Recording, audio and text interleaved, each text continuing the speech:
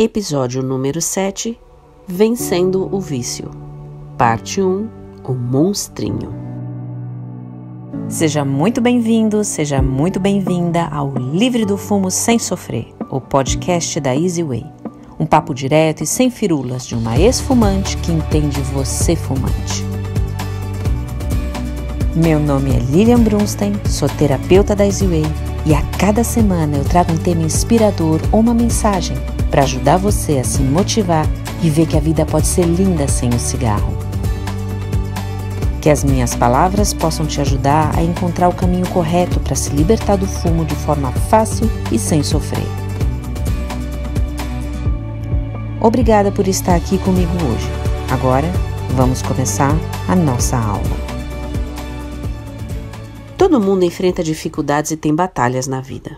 Algumas dessas batalhas são contra inimigos externos, algumas contra nossos próprios fantasmas internos. Em se tratando do vício em cigarros, ele representa um inimigo externo complexo e ardiloso, porque se infiltra dentro da gente de forma enganosa e sutil. O cigarro é um inimigo que se traveste de amigo, numa relação de amor e ódio, atração e rejeição simultâneos, e que por isso mesmo nos faz desenvolver sentimentos conflitantes, cria confusão, contradição e um grande apego cujo entendimento nos escapa. O meu trabalho é trazer clareza a você sobre essa sua relação com o cigarro, para que você a entenda e possa desfazê-la com sucesso e sem sofrer. Essa contradição é nítida dentro da gente. Queremos fumar e, simultaneamente, queremos nos libertar do fumo. E vou começar a desvendar essa relação que você construiu com o cigarro na sua vida através desse podcast de hoje, que será a primeira parte dele, e do próximo podcast da semana que vem, que será a segunda parte dele. E por que é importante que você compreenda o vício em cigarros? Porque, como bem dizia o antigo general chinês Sun Tzu, no seu famoso livro A Arte da Guerra, conheces teu inimigo e conhece a ti mesmo. Se tiverem 100 combates a travar, 100 vezes serás vitorioso. Se ignoras teu inimigo e conheces a ti mesmo, tuas chances de perder e de ganhar serão idênticas. Se ignoras ao mesmo tempo teu inimigo e a ti mesmo, só contarás teus combates por tuas derrotas. Se a gente aplicar essa famosa frase ao nosso desejo de nos libertar do vício em cigarros, devemos entender que precisamos conhecer como opera nosso inimigo e, no caso do cigarro, ele opera dentro de nós mesmos. No episódio número 3 desse podcast, cujo título é Entenda por que não existe só um cigarrinho, eu menciono mais detalhadamente o que esse inimigo significa. Se você ainda não ouviu, eu recomendo que ouça, ele vai te ajudar a entender mais e melhor essa relação. O fato é que um fumante que dá o passo e decide interromper esse consumo de cigarros sem antes entender o seu inimigo em profundidade, tem poucas chances de sucesso. Imagina que você tem uma batalha para travar contra um inimigo e vai para essa batalha com uma venda nos olhos e sem as armas necessárias para se defender ou atacar o inimigo. Quais você acha que são as suas chances de sucesso? Como atingir e derrotar um inimigo se você lutar no escuro contra ele? Você nem o enxerga direito, você não sabe por onde ele ataca você, não sabe onde mirar e atacar. Pelo contrário, numa situação como essa, você está no seu mais alto grau de vulnerabilidade. Ele conhece seus pontos fracos, mas você desconhece os dele. Você está em desvantagem total. Ele está na mais absoluta vantagem sobre você e o derrota. É até covardia entrar em uma batalha assim. Pois saiba que cada vez que você tenta parar de fumar, não importa que método você use, cada vez que você entra nessa batalha desconhecendo seu inimigo, que é o vício em cigarros que te domina, você entra em uma batalha inglória cujo fracasso é uma questão de tempo. Em geral, ele vence você de uma forma arrasadora e rápida. Mas, e se você invertesse o jogo? E se você, ao invés de estar vendado e sem arma nenhuma que fosse efetiva, se ao invés disso, você tivesse uma visão perfeita na escuridão e passasse a conhecer os pontos fracos do seu inimigo, se conhecesse e compreendesse essa relação que tem com ele a fundo e, através disso, obtivesse a arma perfeita para eliminá-lo e soubesse como atacá-lo com precisão? Nesse caso, ele estaria exposto. Você teria uma vantagem esmagadora sobre ele e teria grandes chances de o vencer. Isso faz sentido para você? Hoje, ele está em absoluta vantagem sobre você, porque além de você não conhecer seu inimigo, você não se conhece. Como você bota ele para dentro, tal qual um cavalo de Troia, ingenuamente acredita que recebe um presente, quando o que recebe representa, na verdade, o maior presente de grego, como se diz. Sem querer ofender ninguém de descendência grega, por favor. Eu só estou citando o famoso mito do cavalo de Troia, conforme eu apresentei o Fumo a Você no podcast número 3 que eu citei. Então, além de desconhecer o vício, esse inimigo que você deseja derrotar, você desconhece como ele opera dentro de você. Ou seja, desconhece a si mesmo em relação a essa dependência. E como diria o general Sun Tzu, nesse caso, você só contarás teus combates por tuas derrotas. Não é à toa que a maioria esmagadora dos fumantes que tenta parar de fumar sem a estratégia e o conhecimento corretos falham. Eles tentam usar o caminho mais desaconselhado de todos. Eles tentam usar a sua força de vontade para se libertar. E só para deixar bem claro o que representa a força de vontade, ela inclui o uso de qualquer remédio, reposição de nicotina, a força de vontade em si, sem mais nada, produtos naturais, laser, acupuntura ou qualquer coisa que exista ou que possa vir a ser inventado um dia. Porque todos esses métodos têm em comum uma coisa só. Fazem com que você acabe, mais cedo ou mais tarde, tendo de lutar para não fumar. E a isso nós chamaremos de método da força de vontade. A força de vontade pode ter sua utilidade para muitas outras coisas na vida e está travestida de ótimas intenções, mas quando aplicada ao vício em cigarros, tem um significado muito peculiar. Ela significa que quando você opta por interromper o seu consumo de cigarros com um apego mental ao cigarro ainda presente na sua vida, sem fazer nada para eliminá-lo antes, você potencializa automaticamente um embate entre duas forças opostas dentro de você. E essas duas forças opostas entram num choque violento. Um lado seu luta fortemente pela sua sobrevivência e quer preservar a sua vida e a sua saúde. É o lado que diz: pare de fumar enquanto é tempo. Você está fazendo algo errado, que vai contra a sua natureza e que está te destruindo aos poucos. E existe esse outro lado oposto, que também luta com todas as suas forças para preservar o vício, que te diz: se você parar, você vai sofrer. Como abrir mão do prazer que representa o fumo? Como vai passar por momentos difíceis sem o seu cigarro? Como vai tocar sua rotina sem ele? Como vai socializar com seus amigos sem ele? Como vai reduzir a pressão que a vida coloca sobre você sem esse grande apoio na sua vida? E, de fato, ao tentar parar de fumar usando a sua força de vontade, você sofre e reafirma que precisa sofrer e que sente a falta do cigarro, porque essa é fatalmente a experiência de quem para de fumar dessa forma. A consequência de parar de fumar usando a força de vontade é esse sofrimento.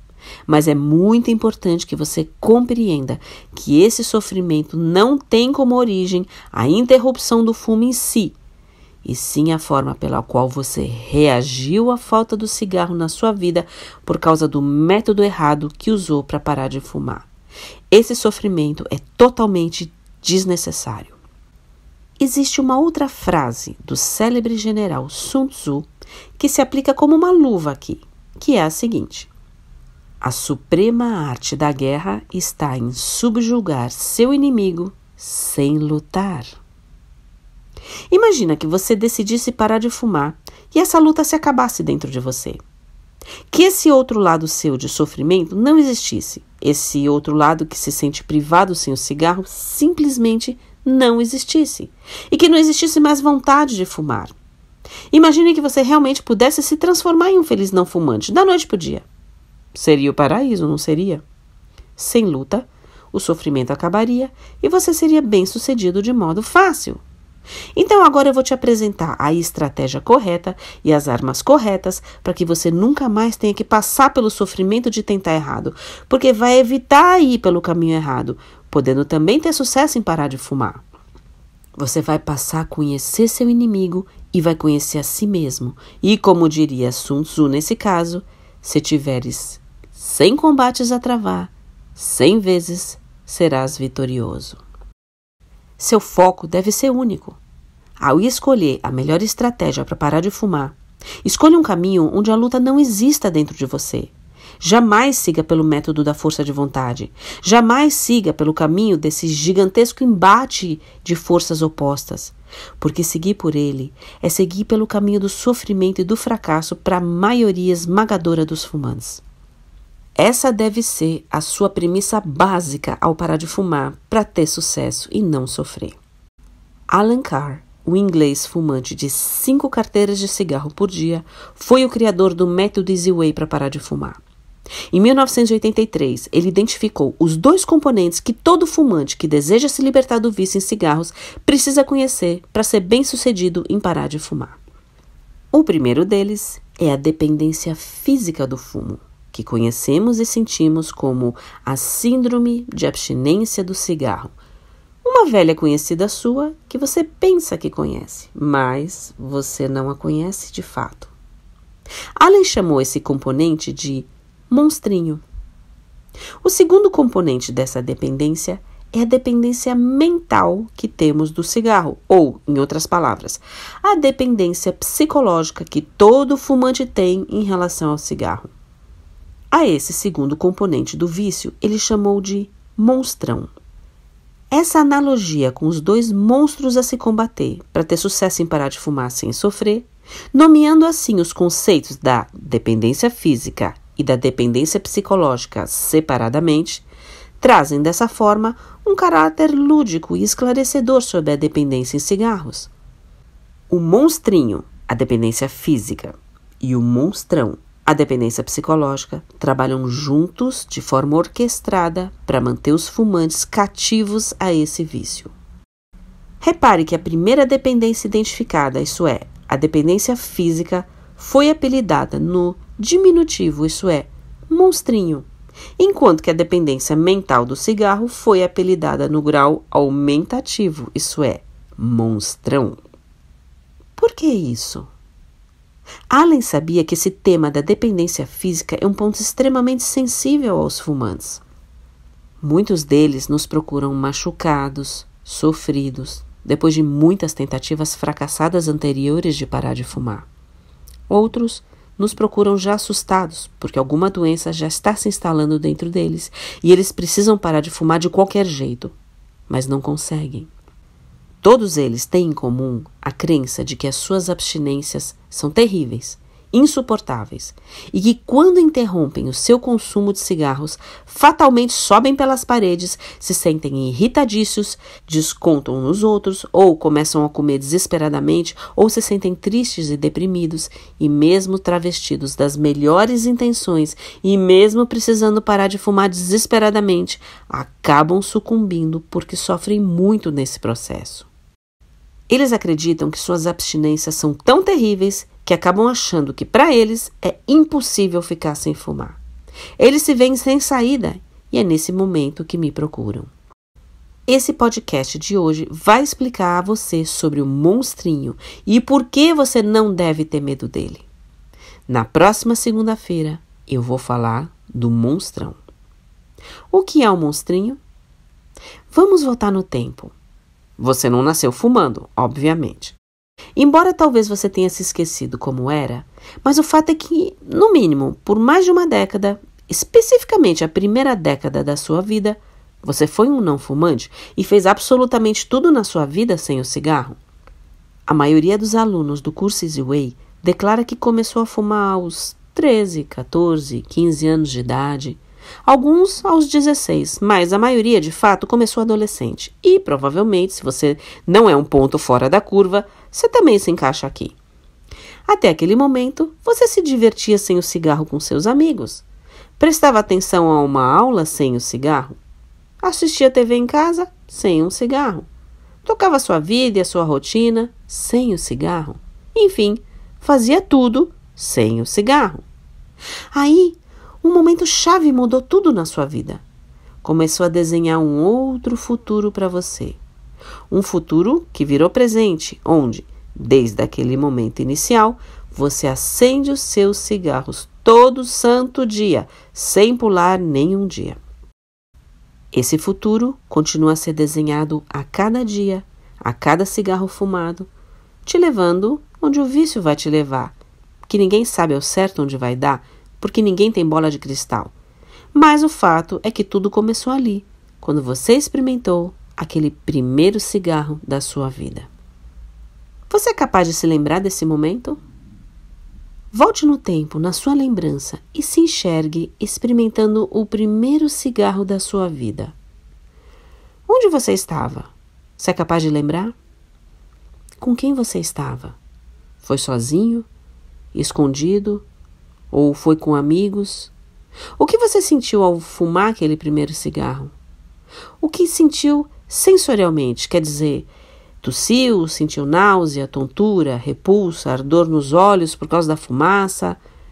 Você é capaz de se lembrar? E os seus sentimentos ali, quais foram? Se sentiu pertencer a um grupinho? Se sentiu adulto, dono do seu nariz? Sentiu que estava fazendo algo secreto, proibido? Sentiu que estava impressionando alguém? Matou a curiosidade em saber, afinal de contas, o que os adultos tanto veem aqui? Seja lá quais foram os seus sentimentos e a percepção nos seus sentidos, o fato é que até aquele momento você era um não fumante. E não importa realmente se você fumou só um aquele dia, se demorou um pouco para aprender a tragar, se foi fumando escondido um por semana ou um por mês, é assim que a coisa começa para todos nós. Sutil, devagar. Você fuma um aqui, outro ali. E como eles são ruins, não são gostosos, são amargos e as sensações iniciais são desprazerosas, você abre a sua guarda e acredita que está no controle. E vai fumar só quando quiser. Você não tem, nesse momento inicial que experimenta o seu primeiro cigarro ou os primeiros cigarros, você não tem noção de onde está entrando. Se soubesse, provavelmente não teria o experimentado. Se um gênio da lâmpada aparecesse ali para você naquele instante, antes de você colocar aquele primeiro cigarro na boca, e te contasse que ao experimentar aquele cigarro, você iria se viciar para o resto da sua vida, ia se destruir aos poucos, sendo controlado por ele, e iria virar um escravo dele. Você acredita que ainda assim eu teria experimentado daquela forma ingênua? Eu sempre me faço essa pergunta. Quantas e quantas vezes os adultos nos alertam sobre algo e nós dispensamos e desdenhamos os conselhos e experiências deles, achando que com a gente vai ser diferente. A gente vai ficar bem. Tá só experimentando. Ah, a arrogância da juventude. Mas vamos voltar à nossa experiência, porque infelizmente a gente não pode voltar no tempo para desfazer nada. Tudo o que a gente pode fazer é aprender com os nossos erros e não cometer os mesmos erros novamente. O fato é que ao fumar aquele primeiro cigarro da sua vida, você introduziu no seu corpo a droga número 1 que mais mata o ser humano, a nicotina. É ela que desperta em você a constante sensação de querer um cigarro. Ou melhor, a ausência dela. Veja bem, quando você fumou aquele primeiro cigarro da sua vida, você botou nicotina no seu corpo? A nicotina é um veneno. Você não precisa dela para nada, embora você acredite que precise do cigarro na sua vida. Seu corpo sozinho, de forma automática, vai eliminar constantemente esse veneno. Seu corpo é uma máquina que filtra as substâncias que você ingere, retirando o que é bom e jogando fora o que é ruim. Seus rins filtram, seu fígado limpa e, no caso específico do cigarro, nada ali é aproveitado, porque nada ali é bom para você e tudo é eliminado em pouco tempo.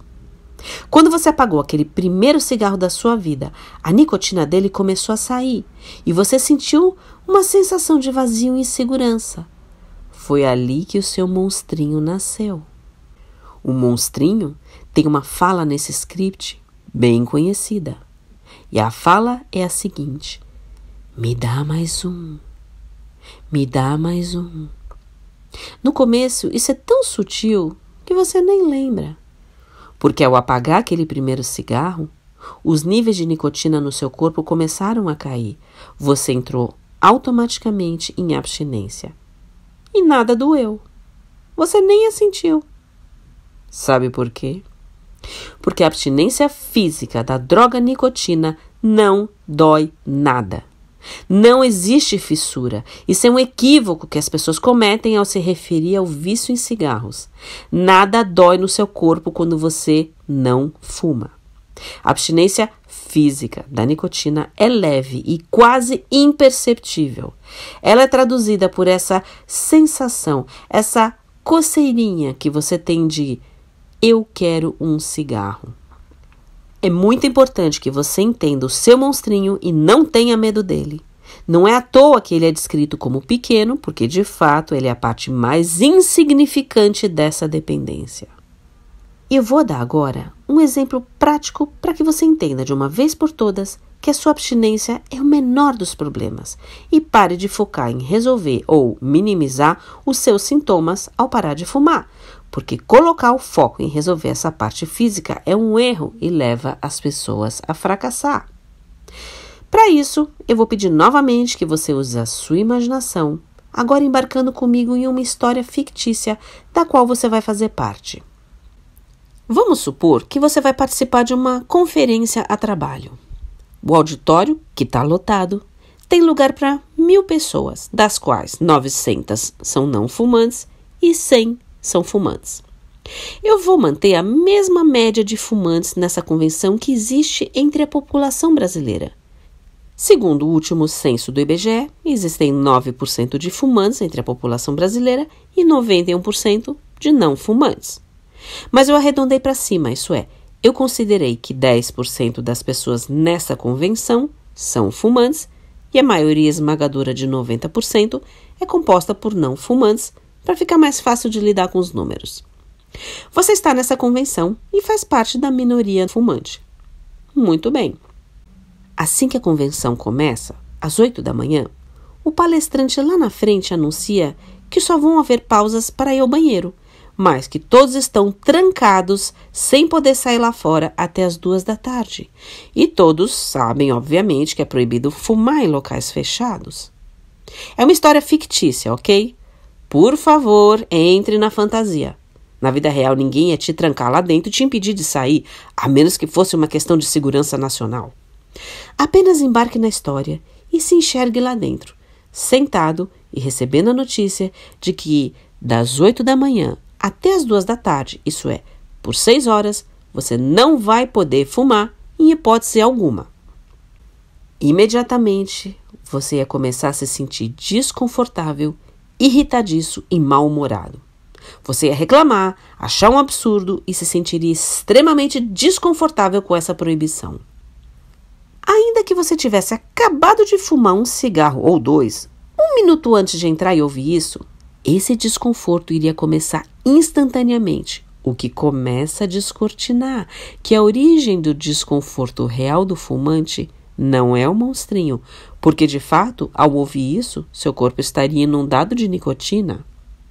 Bom, entre esses 100 fumantes presentes, existiria uma pequena parcela de fumantes que está acostumada a passar um longo tempo sem cigarros e receberia essa notícia sem se importar com isso.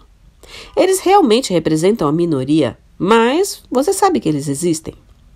Entre eles se encontram fumantes ocasionais, ou fumantes que têm muitas restrições nos seus locais de trabalho, onde as ausências requerem grandes deslocamentos e tempo necessário para isso.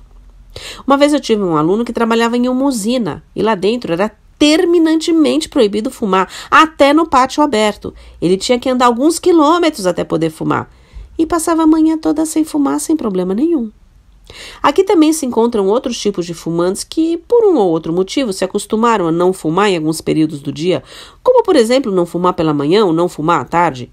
Ou envolvem profissionais da saúde que não podem se ausentar por períodos maiores e todos eles convivem bem com essas restrições. eles, digamos assim, se programaram para não fumar em determinados períodos do dia. E essa é a sua rotina. Quando saem do trabalho, em geral fumam tudo que não puderam fumar durante o dia, mas eles não sofrem no trabalho com a abstinência. Na realidade, eles até se esquecem que ela existe nesse período. Só que você não faz parte dessa minoria e reclama quando a restrição de fumar naquele auditório é apresentada a você. As apresentações vão se seguindo, a convenção vai avançando, o seu desconforto é patente e você fica pensando em cigarros no tempo que não passa e não consegue se concentrar devidamente no que os palestrantes falam. Você não vê a hora de ir embora dali. Quando fazem as pausas entre um palestrante e outro, quando todos vão ao banheiro, você sente que o descontrole aumenta. Você quer poder sair e fumar um lá fora, mas não pode. Só um número aparece na sua mente. O número 2, 2 da tarde. Esse é o horário que vai terminar, quando você finalmente vai poder sair e fumar o seu cigarro em paz. Como consequência dessa restrição, você não aproveitou a conferência, não socializou direito com as pessoas lá dentro, não absorveu o conteúdo direito. Nas pausas, você ficou amuado num canto esperando o tempo passar, se sentiu mais nervoso, tenso, irritadiço, não pôde pensar direito, não conseguiu se concentrar direito e seus pensamentos ficaram dominados só por uma coisa: poder finalmente sair lá fora e fumar. Agora deixe de lado essas 6 horas de restrição ao cigarro e pense que toda noite você vai dormir e, supondo que você durma 8 horas ininterruptas, como é o recomendado, você acorde de manhã, vá ao banheiro e tome seu café da manhã. Como fumante, você vai fazer isso fumando o seu primeiro cigarro do dia nesse momento. E eu tenho uma pergunta para você, que acabou de despertar de uma noite de 8 horas de sono. Você acordou sofrendo? Lembre-se que foram 8 horas sem fumar. Você por acaso acordou mal-humorado, irritadiço, nervoso ou deprimido? Talvez isso até possa ter acontecido por alguma outra razão, uma discussão com alguém na véspera, por exemplo, ou outra razão qualquer, mas não por ter ficado 8 horas sem o seu cigarro. Permita-me responder por você. Não, você não acorda sofrendo, nem irritadiço ou mal-humorado, ou nervoso ou deprimido, após 8 horas sem o seu cigarro. Sabe por quê? Porque você sabe que vai fumar daqui a pouco. Nada dói no seu corpo. Não dói braço, não dói perna, não dói pescoço. Nada dói fisicamente falando quando você se encontra em estado de abstinência da nicotina. E se você não fugiu das aulas de matemática, você sabe que 8 horas é maior do que 6 horas. Ou seja, durante um período de tempo maior sem fumar, 8 horas de sono, nada te incomodou. Ao passo que um período menor de restrição, às 6 horas da conferência, você ficou profundamente incomodado com o que acreditava serem os sintomas da abstinência. Entenda que todas essas sensações ruins e desagradáveis que você sente quando tenta parar de fumar não tem absolutamente nada a ver com a abstinência física da nicotina. Eles têm a ver com a forma pela qual você reage à ausência do cigarro na sua vida. 8 horas sem fumar todo santo dia, ou melhor, noite. Tá tudo bem. 6 horas de uma convenção, é ruim, mas dá para sobreviver. Nunca mais fumar, essa é difícil de aceitar. O que te deixa louco não é a abstinência, e sim a ideia de nunca mais poder fumar. E isso desperta em você imediatamente assim que você apaga seu último cigarro, quando você tenta parar de fumar. É importantíssimo, é fundamental que você aprenda a separar o monstrinho do monstrão. O monstrinho, como eu disse, é a abstinência física da nicotina. Essa coceirinha leve e indolor que os fumantes sentem por todas as suas vidas de fumantes. Essa sensação de eu quero um cigarro. A abstinência física é tão erroneamente explicada, é tão erroneamente apresentada, que isso só confunde a cabeça dos fumantes e os deixa mais perdidos. A meia-vida da nicotina é de 2 horas. O que isso quer dizer? Em 2 horas, depois de você apagar o seu cigarro, metade dela já foi embora no seu corpo. Metade já foi eliminada. É por isso que você sente necessidade de fumar um próximo cigarro mais ou menos de hora em hora, para repor a droga no corpo. Quando você interrompe o seu consumo de cigarros, quer dizer, quando você para de fumar, e partindo-se do princípio que não vai mais entrar nicotina alguma no seu corpo, e para isso você não pode usar chiclete de nicotina, nem adesivos, nem pastilhas de nicotina, nem cigarro eletrônico, nem nada que coloque novamente a substância viciante chamada nicotina no seu corpo. Quando você corta isso de vez, os sintomas perceptíveis da abstinência, você só os sentem por 5 dias, 1 semana no máximo. Embora demore umas 3 semanas até que seu corpo limpe cada molécula de nicotina ali, e você possa dizer que está realmente 100% limpo da droga, os sintomas da abstinência de fato só são percebidos na primeira semana em média, dependendo do seu metabolismo. A eliminação da nicotina, o processo de purificação no seu corpo, é constante e tão maravilhoso que toda manhã, após 8 horas de sono, incrivelmente, você praticamente acorda um não fumante. O problema se dá quando você fuma o primeiro cigarro do dia e recomeça esse ciclo infernal de reposição da droga nicotina no seu corpo. A abstinência em si passa muito rápido e eu vou repetir, ela é leve, é um desconforto muito leve e temporário. Nunca foi ela a culpada por você sofrer ao parar de fumar e reincidir. Muitos dos nossos alunos do programa Easy Way relatam que não sentem absolutamente nada quando param de fumar com o método, porque eles entendem que essa parte física não é o problema, mas, principalmente, porque entendem que o problema que os levava a sofrer nas tentativas passadas deles era outro. Era o monstrão. E uma vez resolvido o monstrão, não há sofrimento ao parar de fumar. O monstrão, lembrando, é a dependência mental do cigarro. Essa mesma que te leva a ficar de boa toda noite sem fumar por 8 horas e acordar normal, mas que te deixa intranquilo numa conferência de 6 horas sem poder fumar, que pode ser suportável, em variações que dependem de fumante para fumante, mas que se tornam absolutamente desconfortáveis e insuportáveis quando a perspectiva se torna nunca mais poder fumar. É o monstrão vivo o responsável por esse sofrimento, e só ele. Se a dependência física de fato fosse o problema, esses fumantes que se programam para não fumar por períodos longos, ou os fumantes ocasionais, iam passar a vida sofrendo, o que não corresponde à verdade.